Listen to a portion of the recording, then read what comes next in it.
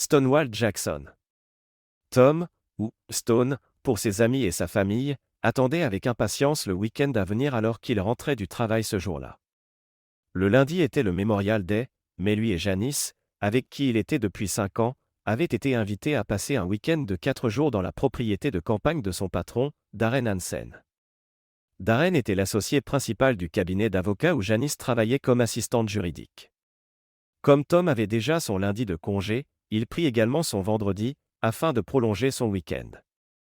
Son patron, qui n'était autre que son propre père, fut assez aimable pour le laisser partir tôt le jeudi, afin qu'il puisse faire ses valises et prendre la route. Le trajet jusqu'au domaine de Darren prendrait facilement 3 heures, en tenant compte de la circulation sur l'autoroute et des routes étroites et sinueuses menant au domaine. Tom plaçait de grands espoirs en ce week-end. Les 2 derniers mois avec Janice n'avaient pas été les meilleurs. Elle était devenue maussade, s'énervant contre lui sans raison apparente. Et le sexe, il pouvait carrément oublier. Ce qui était autrefois un plaisir 3 ou 4 soirs par semaine s'était transformé en un acte réticent, peut-être une fois toutes les 2 semaines. Étant un mari attentionné et aimant, Stone s'était tourné vers Janice, espérant l'aider à surmonter ce qui la tracassait, mais elle l'avait simplement repoussé, disant qu'elle s'en occuperait elle-même. Le pire, c'était que Janice repoussait constamment ses tentatives d'initier le moindre contact sexuel ou même physique. Désormais, elle se crispait souvent lorsqu'il essayait de la prendre dans ses bras ou de la réconforter. La situation devenait insupportable pour lui, et il se demandait si elle avait une liaison. Puis elle lui annonça qu'ils étaient invités chez son patron pour le week-end afin de célébrer sa promotion. « Une promotion au travail ?» demanda Tom, perplexe. « Tu ne m'as jamais parlé d'une promotion. Ça fait combien de temps que c'est en préparation ?»« Depuis quelques mois, » répondit Janice. « Je suis désolé, j'aurais dû te le dire plus tôt. C'est donc pour ça que tu étais si distante avec moi ces derniers temps. Je pense bien, je suis désolé, chérie. Je ne voulais pas être aussi, tu sais, avec toi. J'avais juste beaucoup de choses en tête, dit-elle, l'air vraiment désolé. Tom sourit et la serra dans ses bras, mais il sentit son cœur se serrer lorsqu'elle eut un léger mouvement de recul. Je comprends, dit-il. Et dire que je m'inquiétais en pensant que tu pouvais avoir une liaison. Il la sentit se raidir légèrement, puis se détendre. Bien sûr que non, dit Janice. Je ne te ferai jamais ça. Il entendit ces mots, mais quelque chose dans son ton n'était pas convaincant. Je suis ravi de l'entendre, répondit Tom, se forçant à cacher son malaise. Parce que tu sais bien que je ne le tolérerai pas. Je sais, dit Janice d'une voix calme. Alors, penses-tu pouvoir sortir plus tôt vendredi ? 4 jours en pleine nature nous feront le plus grand bien. Bien sûr, j'ai plein de congés. On peut partir des jeudis soirs après mon travail, si tu veux. Ce serait merveilleux. J'en informerai Darren, et lorsque tu arriveras à la maison, tout sera prêt.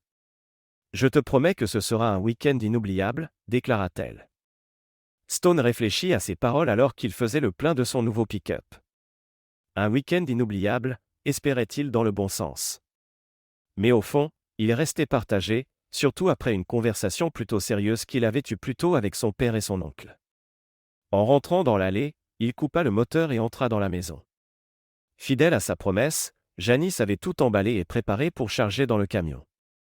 Il vérifia ses sacs pour s'assurer qu'il avait bien toutes ses affaires, constatant qu'elle avait même rangé ses produits de toilette dans son sac de voyage.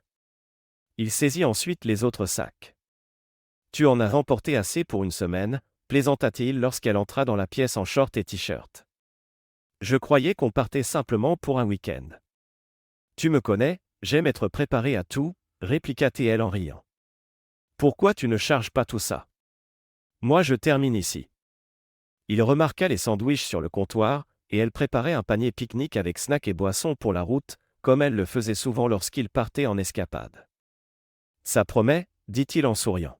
« J'espère vraiment qu'on va passer un bon week-end. » Il chargea tout dans le camion, aida Janice à finir de ranger la nourriture, ferma la maison à clé et prit la route pour ce qu'il espérait de tout cœur être une escapade merveilleuse.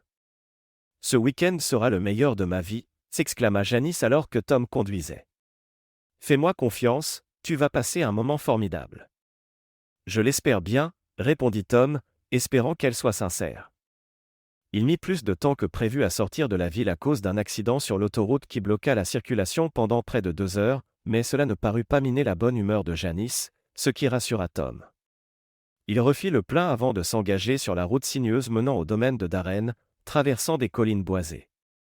Il était déjà bien après minuit lorsqu'ils atteignirent le portail de la vaste propriété de Darren.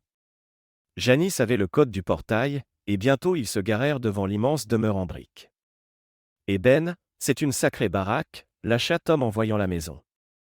3 hommes en costume sombre et lunettes de soleil s'approchèrent du camion alors que Tom coupait le moteur.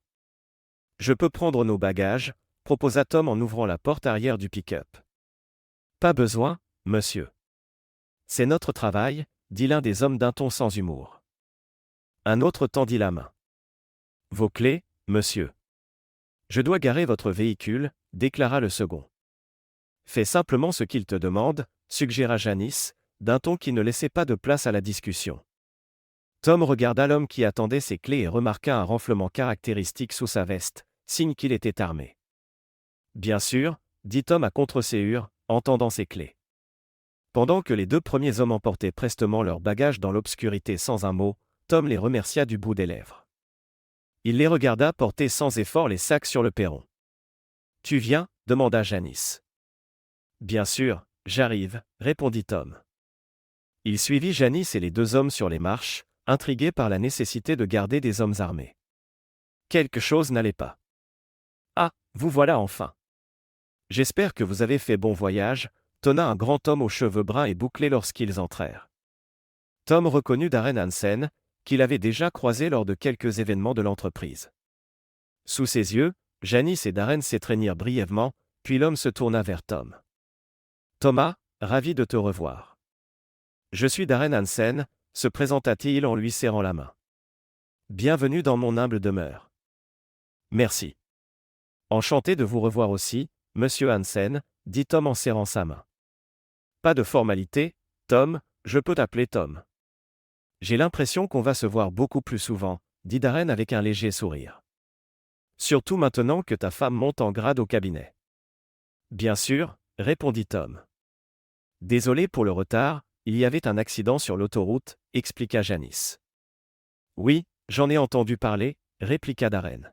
« Je suis ravi que vous soyez arrivés sains et saufs. »« Les autres sont déjà là ?» demanda Janice. Tom ignorait que d'autres personnes étaient invitées. « Oui, ils sont tous là. Malheureusement, ils ont décidé de se coucher tôt pour être en forme pour la fête de demain, » répondit Darren. L'homme qui avait pris les clés de Tom les lui rapporta. « Merci », dit Tom en les rangeant dans sa poche. Entre-temps, les 2 autres hommes avaient déjà déposé leurs bagages à l'étage.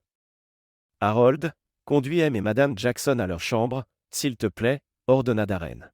« Bien, monsieur, » répondit l'un des hommes. « On se retrouve demain matin, » dit Darren. « Passez une bonne nuit. »« Merci » souffla Janice, baissant légèrement les yeux d'une manière qui n'échappa pas à Tom.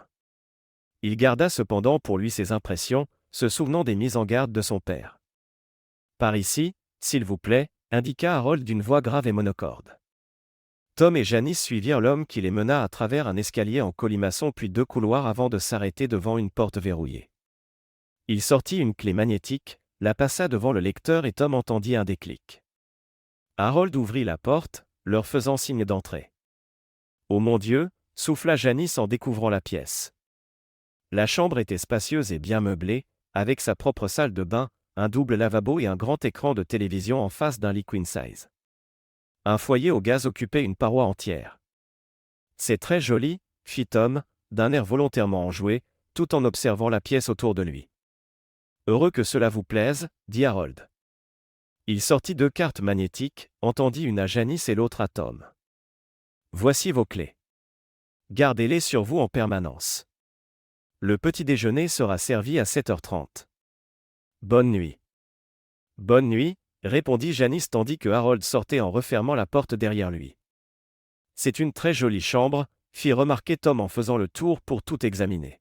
« Oui », répondit Janice.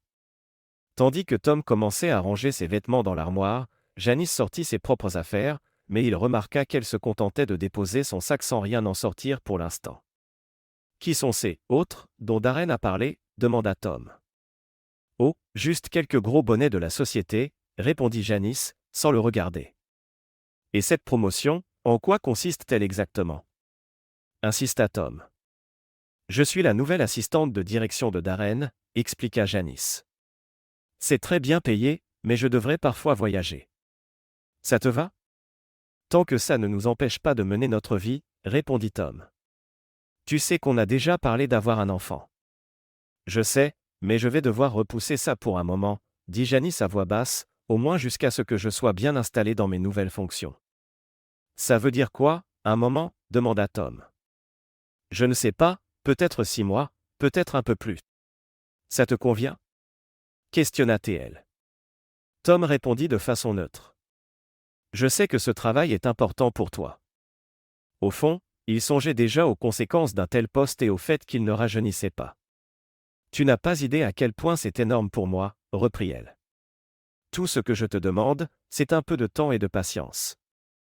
Ça me va, dit Tom en l'enlaçant. Tu sais que je suis très fier de toi, non? Vraiment? Demanda Janice d'une voix douce. Bien sûr, répondit-il en l'embrassant. Je t'aime, Janice. N'oublie jamais ça. Je t'aime aussi, Stone, répondit-elle. Après s'être mis au lit et avoir éteint la lumière, Tom tenta de se rapprocher d'elle, mais ses yeux étaient déjà fermés et elle semblait dormir. Il poussa un léger soupir en constatant qu'elle avait pris l'habitude de l'esquiver ces 2 derniers mois. Déçu, il se tourna sur le côté et s'endormit.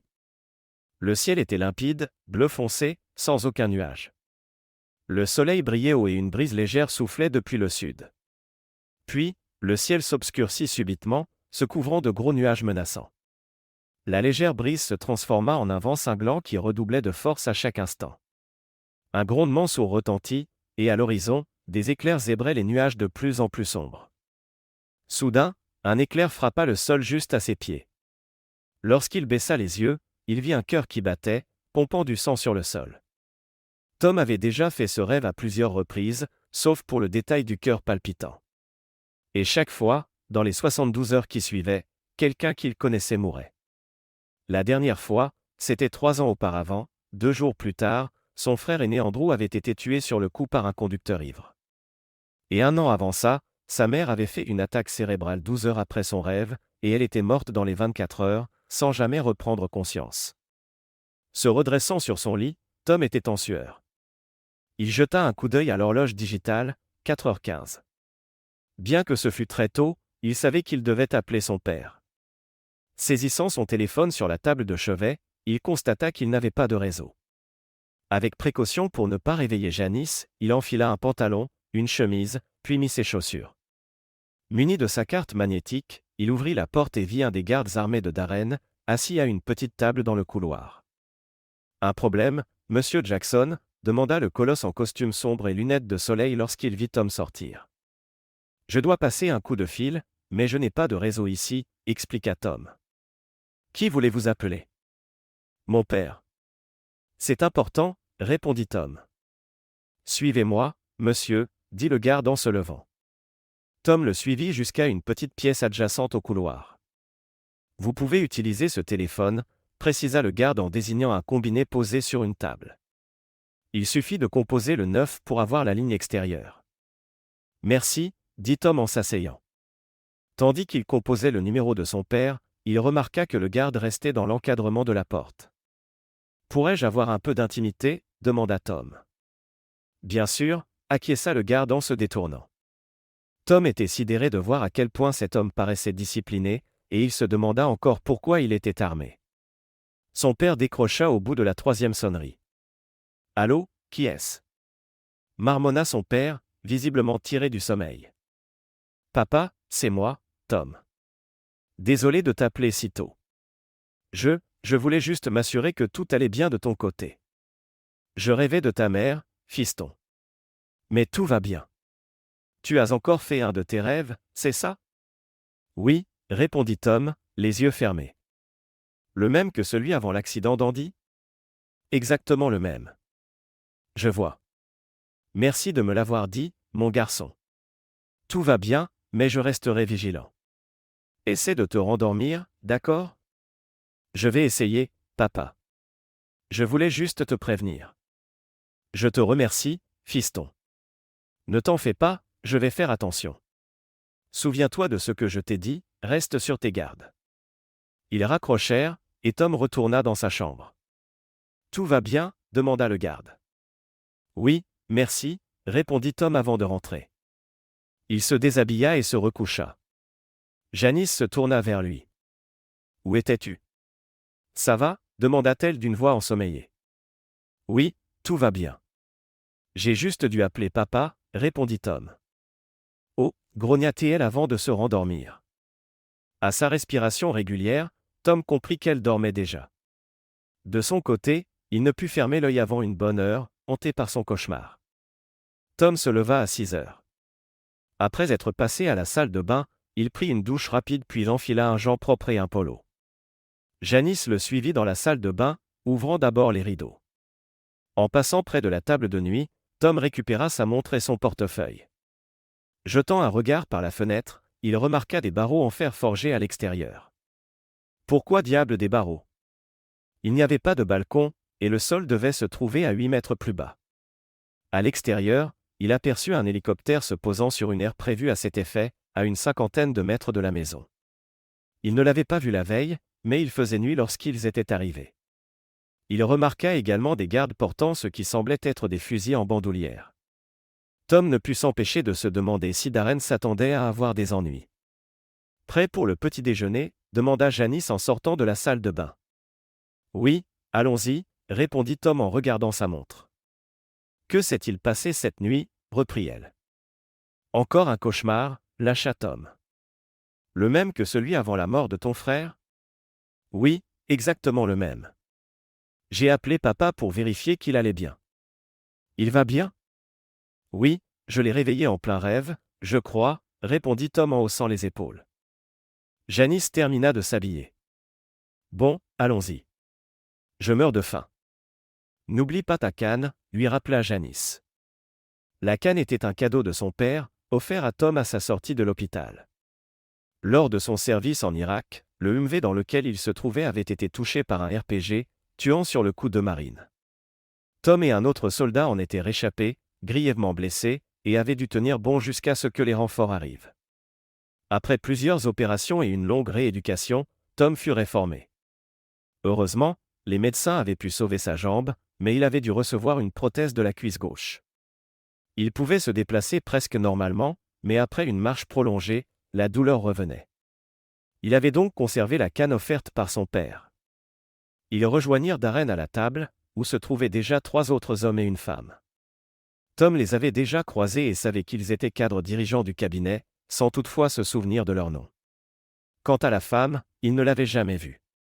Tout le monde, je vous présente mon mari, Thomas Stonewall Jackson, annonça Janice. Tom serra la main des autres. Stonewall, hein?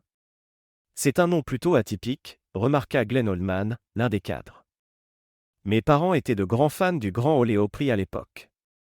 Ils m'ont appelé ainsi en hommage à leur chanteur country préféré des années entre 50 et 60, expliqua Tom.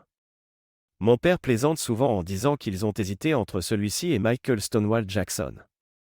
Oui, je crois me souvenir de ce Stonewall Jackson, reprit Glenn en souriant. Il est mort il y a une dizaine d'années, non?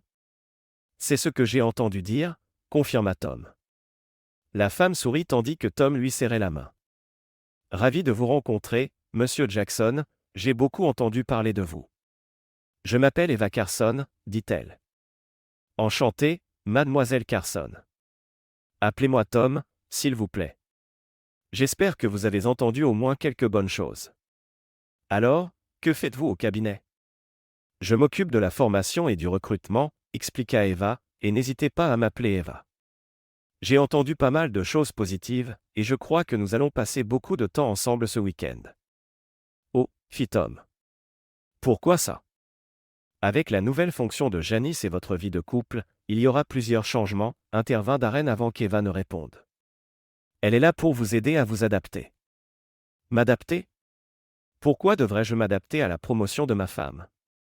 Questionna Tom, soudain inquiet. Il jeta un regard à Janice, espérant des explications, mais elle ne réagit pas. C'est compliqué, répondit Darren d'un ton sec. Déjeunons d'abord, nous ferons connaissance, puis nous parlerons affaires. Ils s'assirent alors que le personnel de Darren apportait des plateaux chargés d'œufs, de bacon, de toast et de fruits. Un autre employé servit du café. Tom remarqua les gardes armés qui se tenaient de chaque côté de la porte. Alors, Tom, parlez-nous un peu de vous, intervint Rick Harmon, un autre directeur. Janice a dit que vous étiez un soldat ou quelque chose du genre, non? Tom jeta un coup d'œil à Janice avant de répondre. Il lui avait décrit brièvement son service, mais elle avait apparemment retenu qu'il portait un uniforme vert.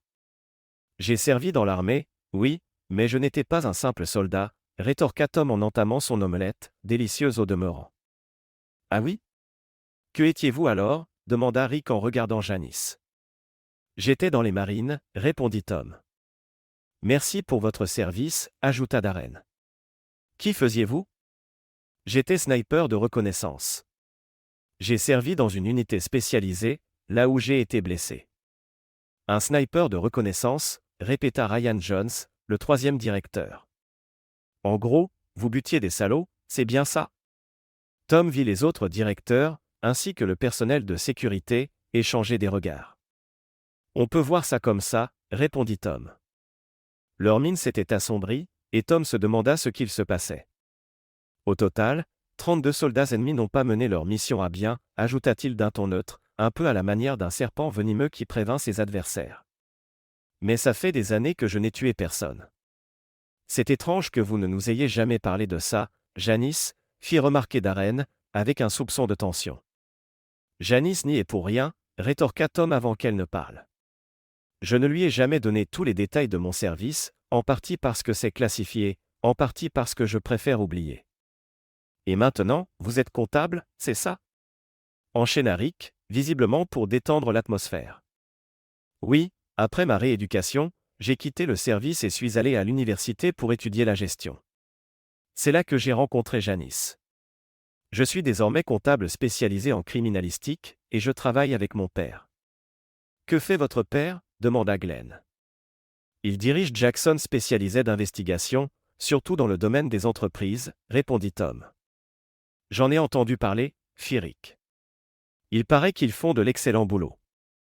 Le repas se poursuivit sur des échanges plus légers, mais le malaise de Tom ne diminua pas. Il avait appris à faire confiance à son instinct sur le terrain, car cela lui avait sauvé la vie plus d'une fois. Eh bien, la journée s'annonce magnifique. Eva, pourquoi tu ne ferais pas faire le tour de la maison à Tom, pendant qu'on va dans le jardin? Proposa Darren. Bien sûr, acquiesça Eva. Tom regarda Janice, essayant de deviner ses pensées, mais son visage était aussi impassible que celui d'un joueur de poker. Vas-y, chérie, tout ira bien, l'encouragea TL, un peu crispé. D'accord, dit Tom. Il se sentait très mal à l'aise, mais n'ayant pas vraiment le choix, il préféra se plier aux exigences de Darren. Intelligence et reconnaissance, se répéta-t-il en empoignant sa canne et se tournant vers Eva. On y va, Tom, demanda Eva d'un air enjoué, que Tom sentait pourtant factice.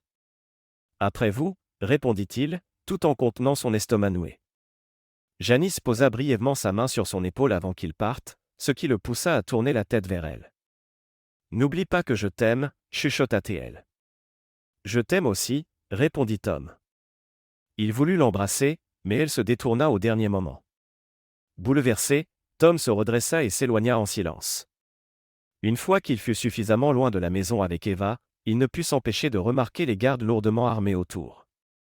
Se retournant à moitié pour dissimuler son téléphone, il ouvrit son application d'enregistrement vocal, remarqua qu'il avait 2 barres de réseau, faibles mais suffisantes, puis mit son téléphone dans sa poche. Il fait tellement beau, ici, lança Eva pour briser la glace. Oui, répondit Tom d'un ton réservé. Ils atteignirent un banc en bois surplombant un petit étang et s'assirent. Qu'est-ce qui se trame, ici? Demanda Tom en fixant Eva. Vous êtes un homme intelligent, Tom. Pourquoi ne pas deviner? Rétorqua TL. J'ai ma petite idée, mais j'espère me tromper, dit Tom. Alors, expliquez-moi tout. D'accord. Comme vous le savez, Janice a été choisie pour devenir la nouvelle assistante de direction de Darren, commença Eva. Ça, je le savais déjà. Janice m'en a parlé. Mais ce n'est pas tout, n'est-ce pas? Non, répondit Eva. Votre vie va radicalement changer, Tom. Et son amélioration dépendra de la façon dont vous réagirez. Vous savez que Janice vous aime, non? Elle me l'a dit, oui, mais j'ai du mal à le croire en ce moment. Croyez-moi, elle vous aime vraiment et veut ce qu'il y a de mieux pour vous deux. C'est pour ça qu'elle est prête à tout pour assurer votre avenir à tous les deux, déclara Eva. Vous soutenez bien votre femme dans ses objectifs professionnels, n'est-ce pas? Bien sûr que oui, je l'ai toujours fait, répliqua Tom, se sentant comme une fois, il y a longtemps, lorsqu'il avançait à tâtons dans l'obscurité pour désamorcer des mines. Ravi de l'entendre. Alors vous devez comprendre que les 1 ou 2 ans à venir ne seront qu'une légère bosse sur la route de votre long mariage heureux. 2 ans? Elle m'a parlé de 6 mois. Pourquoi parlez-vous de 2 ans? Qu'est-ce qui va se passer durant ces 2 ans? Et vous, quel est votre rôle là-dedans? Je vais y venir. Mon rôle est de vous préparer à ce qui s'en vient et de m'assurer que vous compreniez et acceptiez pleinement les attentes de Darren à votre égard, ainsi qu'à celui de votre épouse. Pourquoi me préoccuper des attentes de Darren? Je ne travaille pas pour lui, et il ne me paie pas, rétorqua Tom, visiblement irrité.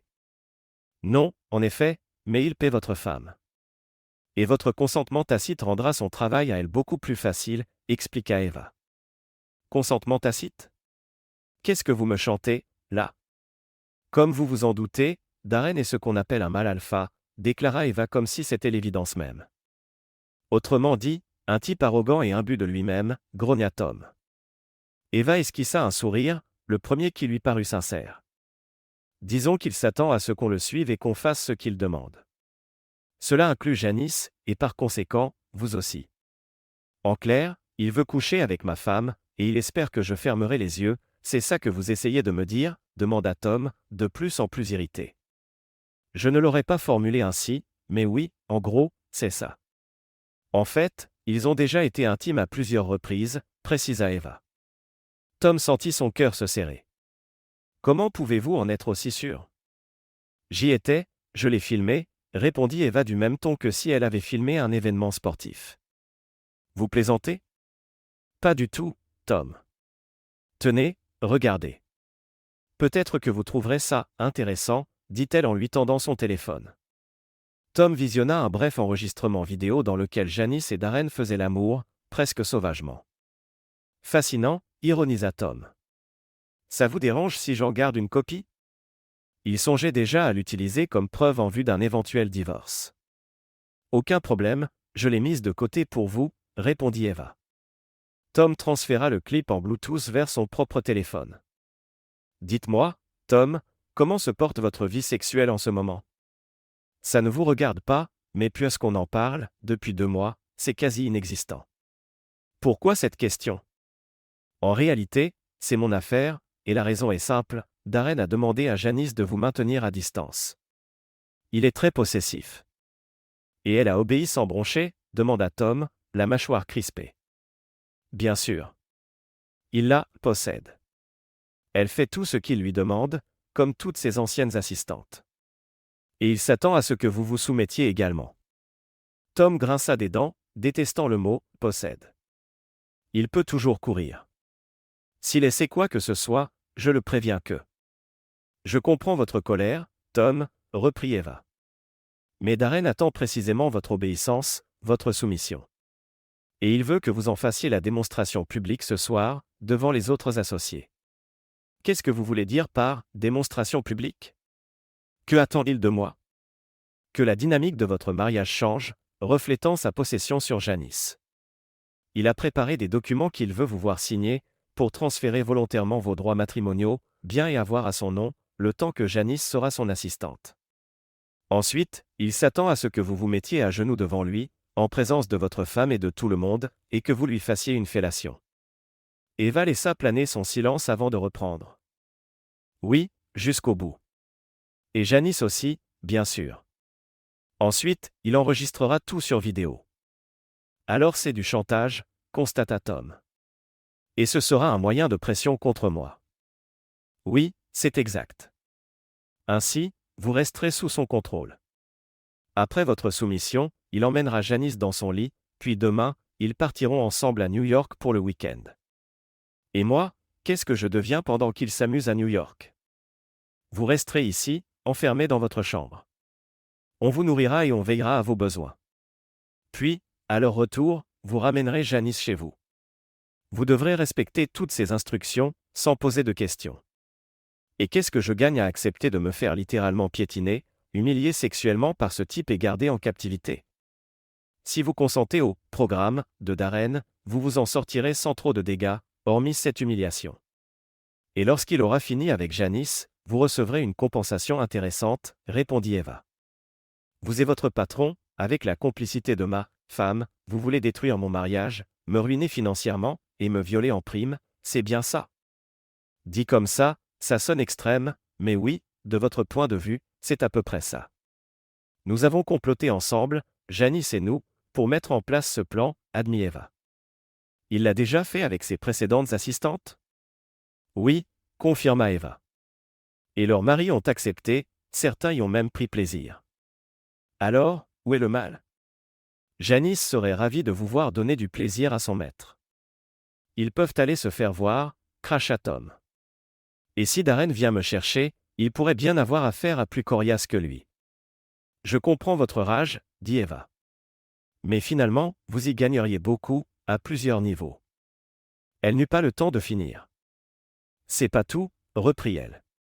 Les documents exigent aussi que vous subissiez une vasectomie au plus tôt et que vous acceptiez de reconnaître et d'assumer la charge de tout enfant qui naîtrait de Janice et Darren.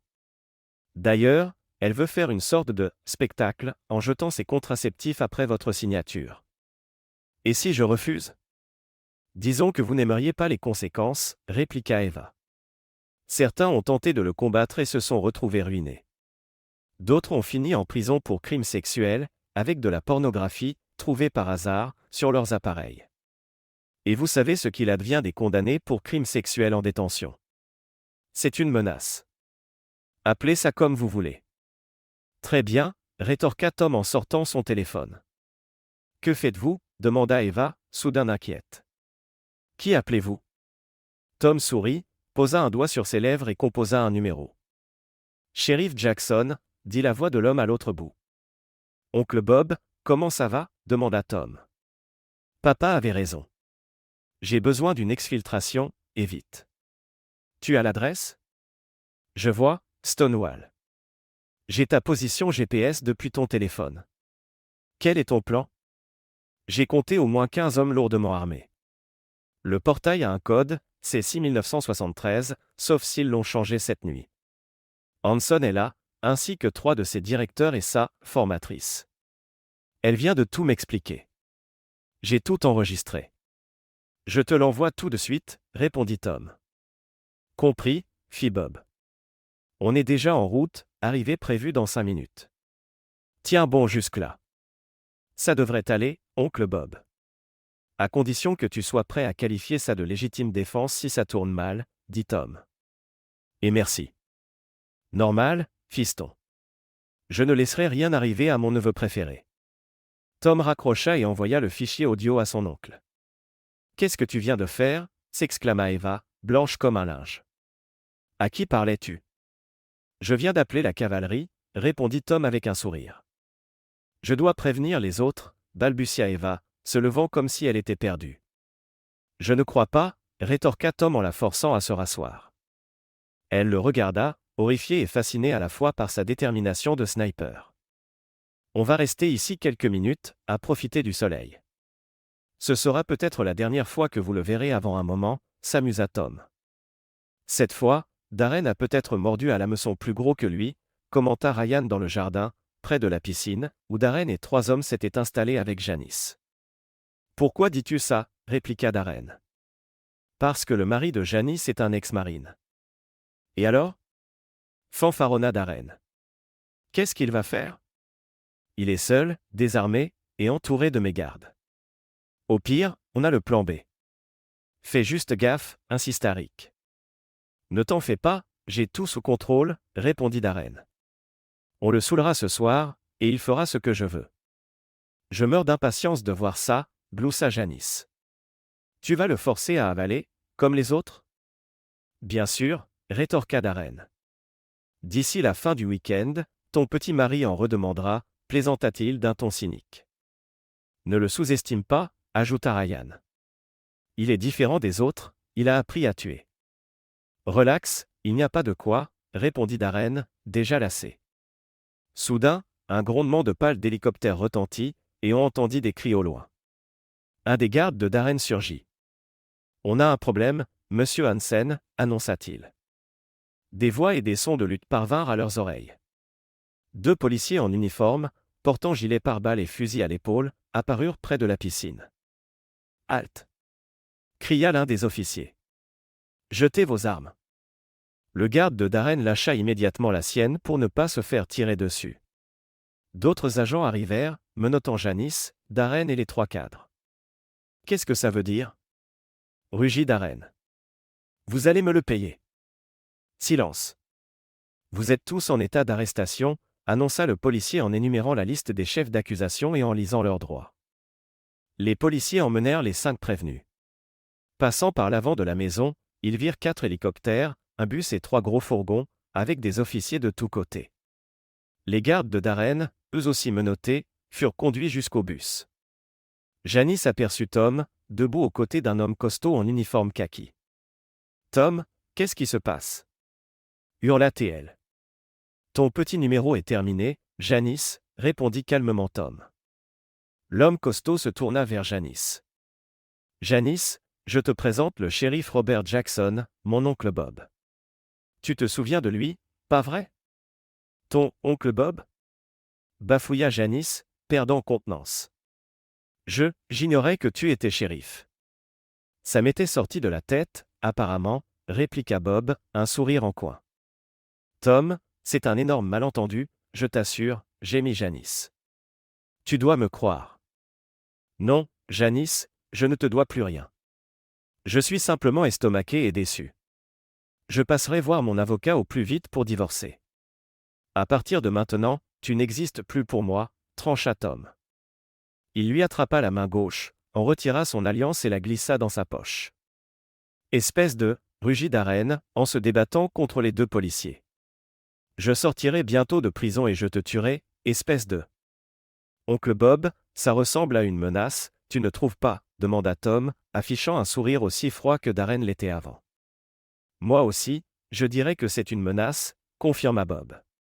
On ajoutera ça au dossier, ça aidera à le priver de toute possibilité de libération sous caution. Ne t'inquiète pas, Hansen, mes gars vont bien s'occuper de toi et de tes complices. Sur ces mots, les policiers escortèrent Darren et les autres jusqu'au bus. Pour Tom, les dernières années n'avaient plus aucun sens. Il avait aimé Janice depuis leur rencontre. Bob lui posa une main sur l'épaule. Tout s'arrangera, fiston. Je sais ce que c'est de traverser un divorce pour infidélité, je suis désolé que tu vives ça, dit-il. Merci pour tout, oncle Bob. De rien, fiston. Tiens, si tu as besoin de quoi que ce soit, appelle-moi. Transmets aussi mon salut à ton père. Je crois qu'il t'attend avec une bonne bouteille. Je n'y manquerai pas. C'est bon, je peux aller chercher mes affaires? Vas-y, je pense que mes hommes ont presque fini de fouiller la maison, répondit Bob.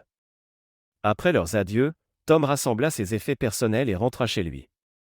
Une semaine plus tard, Tom rencontra son père et leur avocat de famille pour engager la procédure de divorce, conformément au contrat prénuptial qu'ils avaient signé avant le mariage. Les papiers en cours de traitement, il se rendit à la prison du comté pour rendre visite à Janice. C'est la première et dernière fois que je viens te voir, Janice, dit-il lorsqu'elle apparut derrière la vitre prévue pour les visites. J'avais pour obligation légale de m'assurer que tu avais bien signé les papiers. Je les ai, fit Janice d'une voix faible. Je les ai déjà renvoyés. Bien. Comme tu l'auras constaté, j'ai respecté le contrat prénuptial. Je vais attendre la fin de ton procès pour évacuer tes affaires. Merci, répondit Janice. Il y a un truc que je ne comprends pas, comment as-tu su? Tu l'apprendras en détail au tribunal, mais voici la version courte, depuis quelques mois, je me doutais de quelque chose, mais je n'avais pas de preuves. Puis, environ 4 mois avant ce « week-end mémorable », l'ex-mari d'une ancienne assistante de Darren est venu voir mon père avec une histoire abracadabrante. Il avait aussi des fichiers et des documents que, selon lui, son ex-femme avait pris dans le système de Darren. Papa m'a fait analyser ces documents, mais je n'ai rien pu te dire, secret professionnel oblige. Ça nous a pris du temps, mais on a fini par trouver ce qu'on cherchait, des preuves de magouille financière avec des gens très douteux. Ton cher amant avait bien planqué ses traces, mais pas assez. Tom fit une pause avant de poursuivre. 2 semaines avant ce week-end, papa a remis tous les documents au FBI, très intéressé par les affaires de Darren. Les fédéraux planifiaient un raid dans vos bureaux en juin. Papa m'a donc averti d'être prudent et a parlé à oncle Bob, que, comme tu sais, est shérif dans le comté où est située la propriété de Darren. J'espérais que rien ne se passerait, mais la suite, tu la connais. Eva Carson m'a tout raconté, j'ai enregistré notre conversation. Heureusement, l'État où nous vivons n'exige le consentement que d'une seule partie pour ce type d'enregistrement. Je vois, répondit Janice. Tu voulais me poser des questions, c'est ça? Oui. Depuis quand couchais-tu avec ton patron? Depuis 2 mois, répondit Janice. Donc pile au moment où tout a commencé à dérailler entre nous. C'est lui qui t'a ordonné de ne plus rien me donner au lit? Oui, murmura-t-elle, gênée. Je ferai un test pour les MST. Et tu voulais vraiment me voir me soumettre sexuellement à ce type? Baissant les yeux. Oui, reconnut-elle, les joues en feu. Évidemment, tu savais que je ne l'accepterais jamais. Pourquoi alors? Parce que j'étais folle amoureuse de Darren, j'aurais fait n'importe quoi pour lui. Tu ne peux pas comprendre, il adorait avoir du pouvoir sur les autres. J'avais peur que, si je refusais, il passe à son plan B, avoua Janice. Tu parles des drogues qu'il comptait utiliser sur moi? On a trouvé un flacon avec tes empreintes, répliqua Tom. Non. Ce n'était pas moi, pleurnicha Janice. Je ne voulais pas te faire de mal. Les preuves disent le contraire. Tu m'as non seulement trompé, mais tu as aussi comploté pour me détruire. Pour moi, tu n'existes plus, comme je te l'ai dit ce jour-là, rétorqua Tom, glacé. Janice fondit en larmes, mais Tom resta de marbre. J'ai déjà perdu bien assez de temps, conclut-il. Adieu. Il se leva et s'éloigna, insensible à ses sanglots. Après plusieurs audiences, Janice, Darren, Eva et les autres furent reconnus coupables de tous les chefs d'accusation. Darren, considéré comme le chef d'orchestre, fut condamné à la prison à perpétuité sans possibilité de libération conditionnelle. Ces 3 directeurs écopèrent de 20 ans pour leur rôle dans les transactions illégales. Eva et Janice eurent des peines moindres, s'étant cantonnés à des tâches secondaires dans les malversations. D'autres employés impliqués furent poursuivis. Certains bénéficièrent de l'immunité pour avoir coopéré à l'enquête. Finalement, le cabinet Remington Legal Group cessa d'exister. Le divorce de Janice et Tom fut vite bouclé, grâce à l'incarcération de Janice et au contrat prénuptial. Tom empaqueta les effets personnels de Janice et les déposa dans un box que ses parents à elle pouvaient récupérer à leur guise. Le 4 juillet, Tom, son père et oncle Bob célébrèrent la fête de l'indépendance comme tout le pays, barbecue et feux d'artifice. Bob était venu avec une invitée, qu'il présenta à Tom, une jolie brune mince aux yeux couleur caramel, qu'il ne pouvait s'empêcher de regarder, notamment ses jambes fuselées mises en valeur par un short. Fiston, je te présente Mara Simmons. Elle vient d'arriver de Dallas et a commencé à bosser avec moi il y a 2 semaines, expliqua Bob. Enchanté, fit Tom. Vous travaillez pour mon oncle? Oui, je suis adjointe du shérif, répondit Mara, avec un sourire. C'est aussi une ancienne marine, comme toi et ton père, ajouta Bob. Force Recon Sniper. Plaisanta Mara en souriant. Aura, répliqua Tom. Je pense qu'on va bien s'entendre, dit-il, radieux. Je crois bien, répondit Mara en riant. Tu lui offres une bière, Tom, demanda Bob. Avec plaisir, répondit Tom, soudain enjoué. Il prit 2 bières dans le frigo de son père et entendit une Amara. Ton oncle m'a parlé de ta dernière opération, ça avait l'air rudement bien ficelé, dit Mara en s'asseyant. Je suis désolé pour ce qui t'est arrivé avec ton ex. Merci. Hélas, ce sont des choses qui arrivent. Mon divorce sera bientôt officiel, répondit Tom, baissant un peu la voix. Et toi? J'ai remarqué une marque sur ton annulaire. Tu as été marié aussi? Oui, admit Mara. Mon mari n'était pas comme ta femme, mais je l'ai surpris un soir avec sa secrétaire, dans notre lit. Tu l'as quitté, j'espère? Quel idiot, marmonna Tom, tout en admirant sa silhouette. Oh que oui, répondit Mara avec un léger rire. Heureusement, nous n'avions pas d'enfants. Et toi? Non plus. On en avait parlé, puis tout est parti en vrille. Tom et Mara discutèrent toute la soirée, s'animant encore en regardant les feux d'artifice tirés par Bob et le père de Tom. En fin de soirée, Tom se sentait nettement mieux, ravi d'avoir rencontré une personne qui semblait lui correspondre. On y va, Mara? Demanda Bob, après avoir allumé le dernier feu d'artifice. Je crois qu'il est temps. D'accord, répondit Mara, avant de se tourner vers Tom. J'ai passé une soirée formidable, Tom. Ravi de t'avoir rencontré. Moi aussi, Mara, répondit Tom avec un large sourire. Appelle-moi quand tu voudras, reprit Mara. Elle lui tendit une petite carte avec son numéro. Ton oncle me fait beaucoup bosser, mais je suis généralement libre le samedi soir. Je n'y manquerai pas, dit Tom, glissant la carte dans sa poche, un grand sourire aux lèvres. J'attendrai ton coup de fil jeudi, ajouta Mara, avant de l'embrasser sur la joue. Ils se dirent au revoir et partirent. Jolie jeune femme, commenta le père de Tom après leur départ. Oui, elle est superbe, répondit Tom, sourire aux lèvres. Tu comptes tenir ta promesse? S'enquit le vieil homme. Absolument, confirma Tom. Alors, viens m'aider à tout ranger, et voyons si on peut finir ce qui reste de bière, déclara son père. Tu me laisseras faire la grasse matinée demain? Plaisanta Tom. Et puis quoi encore? Rien le père. Tom pouffa et aida son père en repensant à la charmante brune aux jambes les plus sexy qu'il ait vues depuis longtemps. Merci de regarder et n'oubliez pas de vous abonner pour ne pas manquer les nouvelles histoires.